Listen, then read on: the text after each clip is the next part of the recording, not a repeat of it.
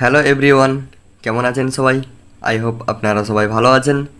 আজকের আমি আপনাদের একটা প্রিসেট শেয়ার করব, সুন্দর একটা প্রিসেট, যে প্রিসেটের মাধ্যমে আপনারা এই ধরনের ফটো এডিট করতে পারবেন। কিভাবে প্রিসেট ডাউনলোড করবেন এবং আপনার ফটোতে অ্যাপ্লাই করবেন সেটা আমি দেখিয়ে দেবো। সো ভিডিওটা স্কিপ না করে অবশ্যই স্টেপ বাই স্টেপ ভালোভাবে ফলো করবেন। ভিডিওর মধ্যে একটা পাসওয়ার্ড আছে, পাসওয়ার্ডটা দেখে নেবেন, তা না হলে প্রিসেটটা ডাউনলোড করতে পারবেন না। প্রিসেট লিঙ্কটা আমার ভিডিও ডিসক্রিপশানে দেওয়া আছে। পাসওয়ার্ডটা দেখে নিয়ে লিঙ্কটা ওপেন করে প্রিসেটটা ডাউনলোড করে নেবেন। আর ভিডিওটাতে একটা লাইক করে দেবেন। আপনার একটা লাইক আমাকে নতুন প্রিসেট বানাতে অনেকটা মোটিভেট করবে। তো চলুন কোনো সময় নষ্ট না করে ভিডিওটা শুরু করি।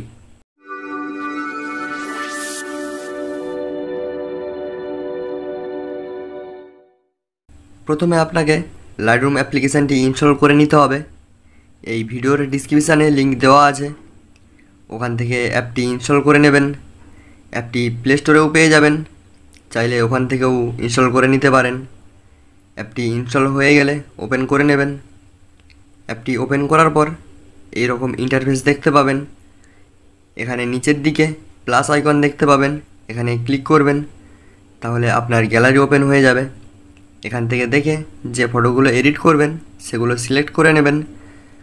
আর আমার প্রিসেটটা ডাউনলোড করার পর আপনার গ্যালারিতেই দেখতে পাবেন, সেটাও সিলেক্ট করে নেবেন।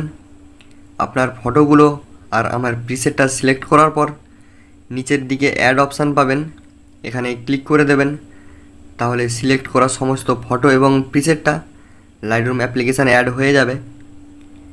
এবার কিভাবে প্রিসেটটা কপি করবেন সেটা আপনাদের দেখাই।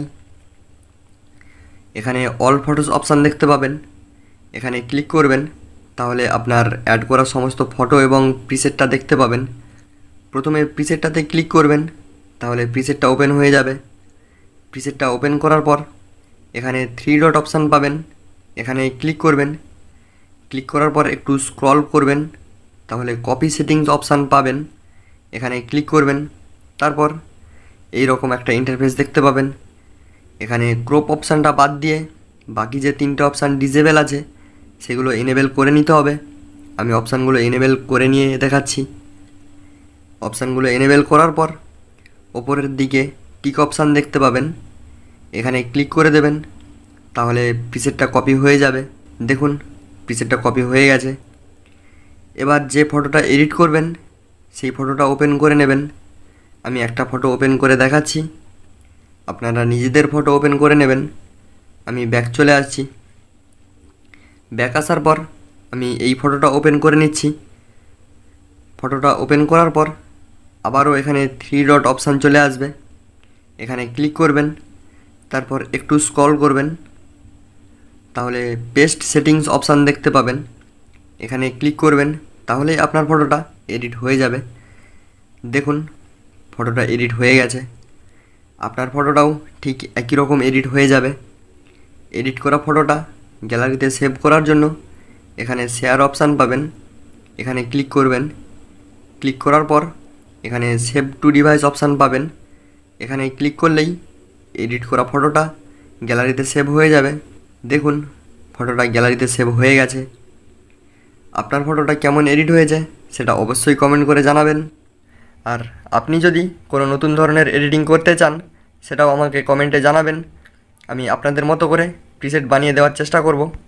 আমার চ্যানেলে এই ধরনের আরও অনেক প্রিসেট এডিটিং ভিডিও আছে, ওখানে যান এবং সেই ভিডিওগুলো দেখে প্রিসেটগুলো ডাউনলোড করে নিন।